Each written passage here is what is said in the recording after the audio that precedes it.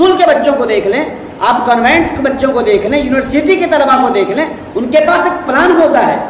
LKG میں ہے، UKG میں ہے، وہ 1 میں ہے اور 2 میں ہے، 3 میں ہے، اور ان کے پاس ایک پلان ہے. تمہیں کیا بننا ہے؟ وہ ساتھ کہتا ہے ہمیں ڈاکٹر بننا ہے، ہمیں BPSC نکالنا ہے، ہمیں سول سروس میں بیٹھنا ہے. ان کے پاس ایک پلان ہوتا ہے.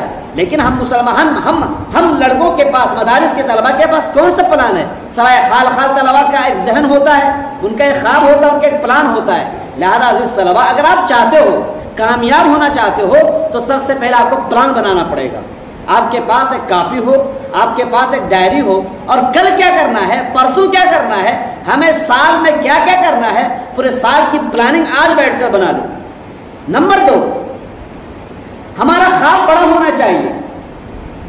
ہمارا خواب بڑا ہونا چاہیے. ایک بالٹی ہے، بالٹی میں 10 کلو پانی ہے، 10 لیٹر پانی ہے. اگر ہمارے ذہن میں یہ بات بیٹھی ہے کہ